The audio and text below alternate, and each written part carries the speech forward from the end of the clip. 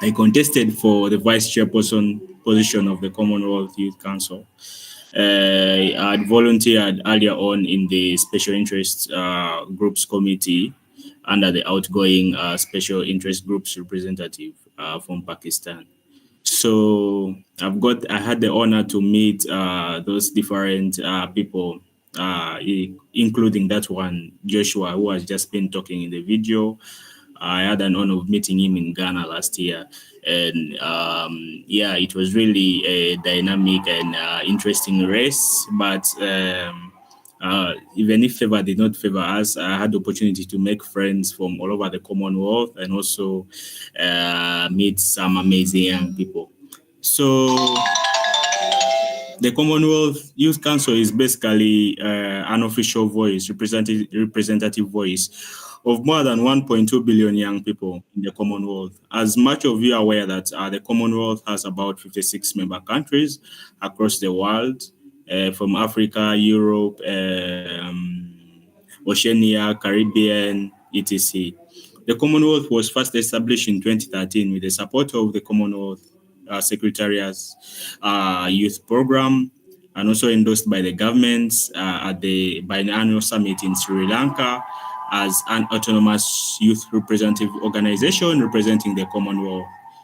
The Commonwealth currently has a leadership committee of about 10 people from across the world. But diving back to the question, the role of youth in climate action and innovation.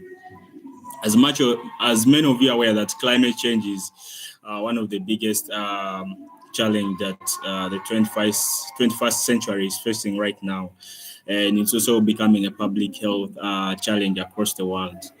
But not all hope is lost, because in the Commonwealth itself, we have different networks of young people, and we have a network that is called the Commonwealth Youth Climate Network, which is basically a network of climate leaders and youth organizations leading climate action from across 56 member countries of the Commonwealth. So this Commonwealth Youth Climate Network, which is basically CYCN, is really focused on bringing these opportunities that are related to climate to young people in the Commonwealth, opportunities in areas such as climate education, climate literacy, youth policy engagement, capacity building on different nexus issues such as adaptation, mitigation, capacity building, gender and climate change, climate justice, but also advancing grassroots activity, specifically in the grassroots communities where young people are able to take part in, but also mobilizing and taking advantage of indigenous knowledge from the indigenous communities and locally led solutions to drive sustainable development, climate mitigation, and climate adaptation. So this network was really built on a principle of making the world succeed in the trying moment of climate change across the globe right now. And it makes sure that it enables young people to engage with key stakeholders in addressing the climate change problem in the grassroots, national and regional level through collective solutions, bring young people together. As you can imagine that when young people from 56 Commonwealth countries come together, they're able to share. You can only imagine the number of ideas they're able to come together and able to build up together. So what I'm trying to bring out is that in the Commonwealth itself, there is a network where young people like you can join and learn from and can take advantage of. And that's the climate, that is the Commonwealth Youth Climate Network, which is basically going to provide you the building your capacity in the endeavors of climate change, but also concerning other environmental issues, issues concerning innovation and climate change. But also this same network will also be able to support you to empower other young people in your community, because once you get an opportunity to understand the effective policies that we need, the capacity building, you also be able to become the ambassador of your community, but also you will also be able now to empower other young people from your local community.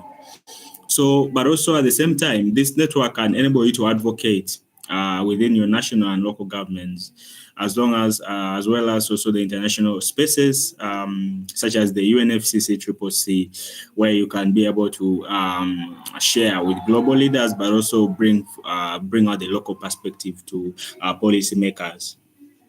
So, yeah, when it comes to innovation, one of the attaining the what is called the green skilling, because what is important is that young people are trained in these green skilling programs, and once they are trained to use let me say renewable energy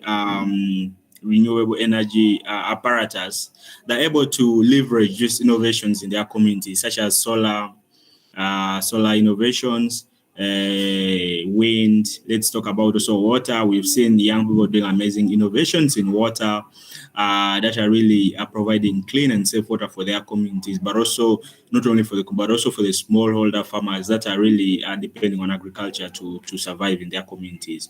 So all this innovation really comes hand in with these skills, but also capacity building and on training you on how to use this particular innovation. But also one key aspect or one key power that young people have is the power of collaboration, because when young people come together, they're able to co-create.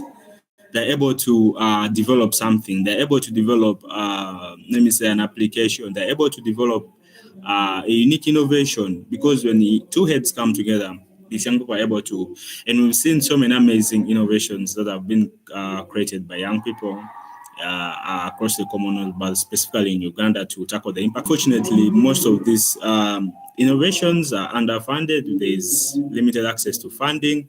And some of these innovations really don't come to light because of the really, as you're aware, that being a country a country like Uganda, where there are limited opportunities, is really difficult to thrive unless you're really having the social network.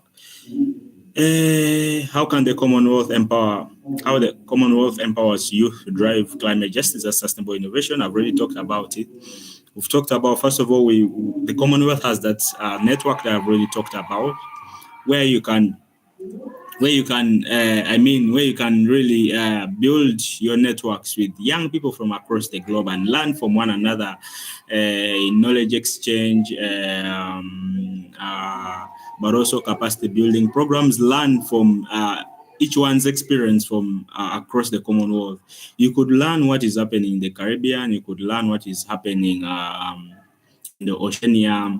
What different solutions are young people innovating to tackle the rising sea levels in Oceania? What different solutions are young people innovating to tackle the tsunamis, the hurricanes in the Caribbean?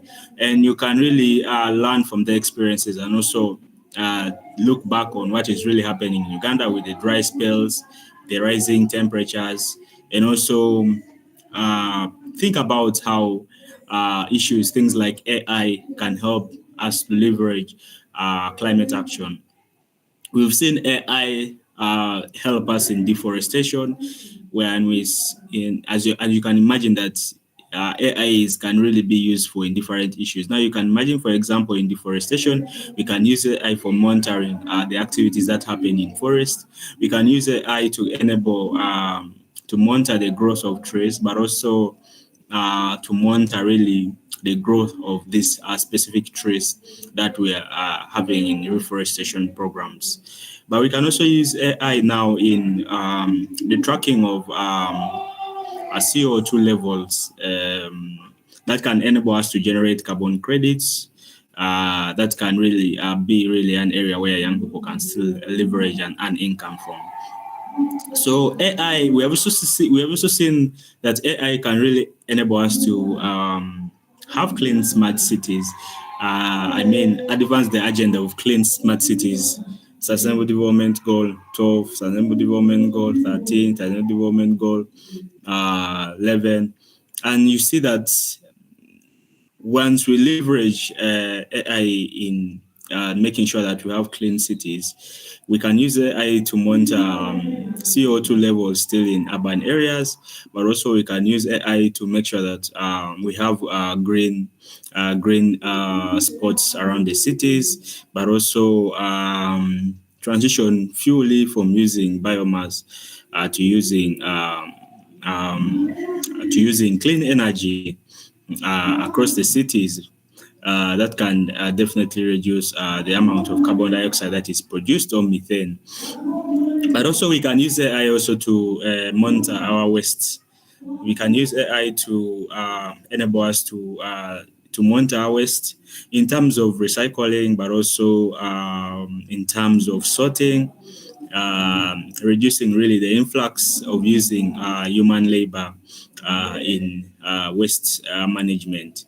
So this AI is really is a game-changing innovation, and also is here to enable us to really live a life that is really enabling us to fight the impacts of climate change from the mitigation aspect about it, which is specifically reducing the CO2 gas, ultimately contributing to the nationally determined contributions of Uganda, where we are looking at ultimately reducing the amount of greenhouse gases that are produced by the country in order to meet the Paris Agreement goals, targets.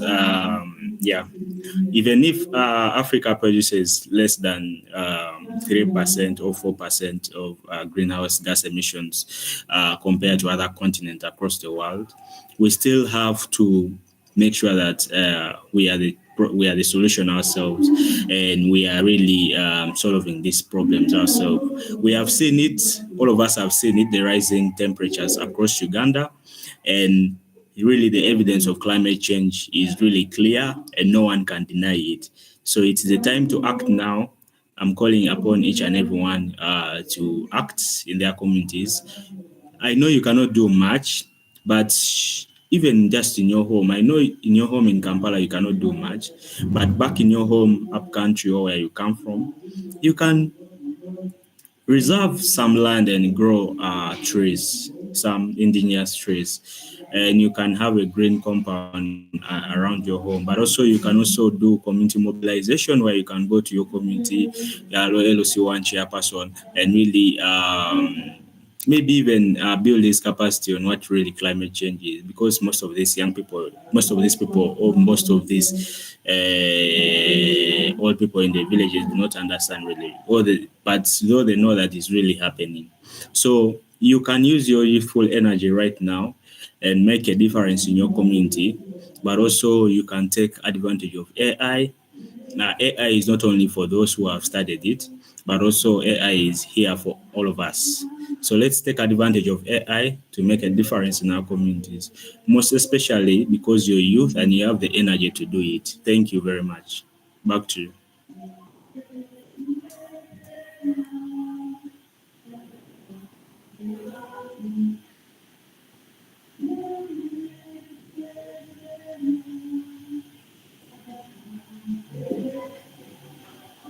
Back to you, moderator.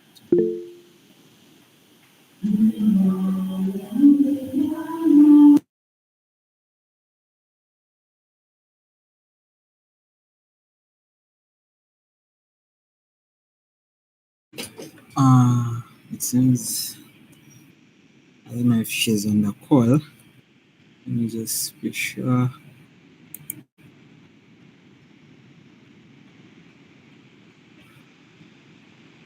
Okay. Probably she has issues with her internet, so maybe I can take it over from here if she allows me to. So thank you so much, Walter, for that. It's really inspiring. And maybe before I continue, I'm seeing a hand up. Yes, Arisa.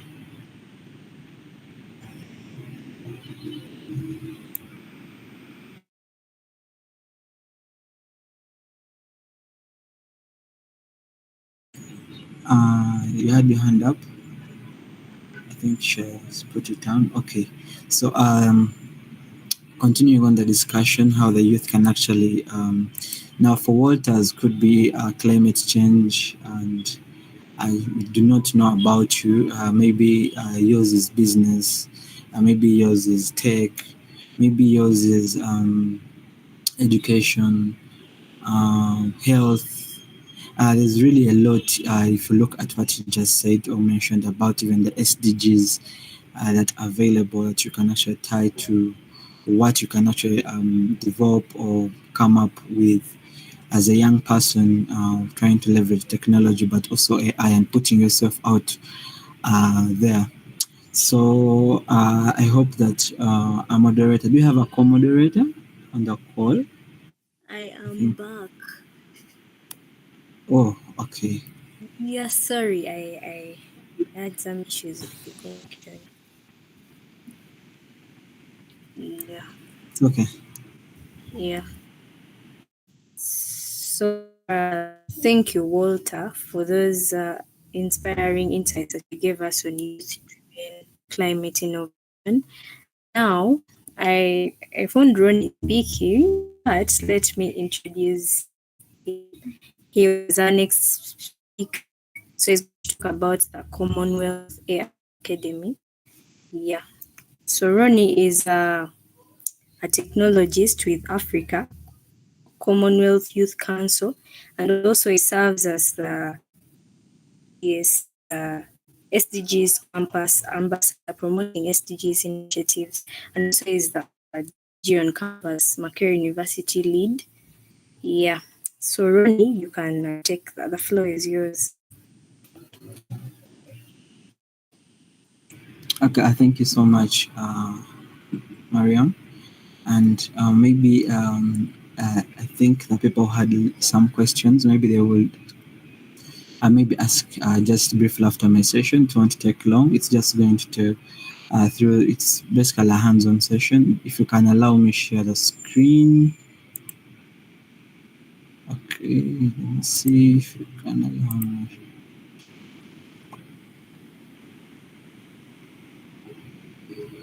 Okay, so you let me know if you can see my screen.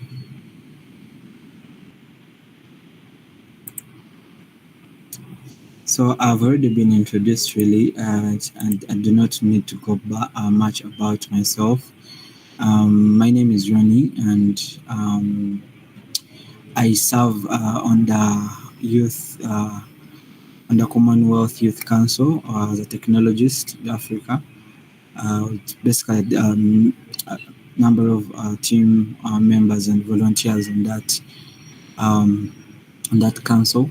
And I happen to also lead the GDG campus here and an SDG champion.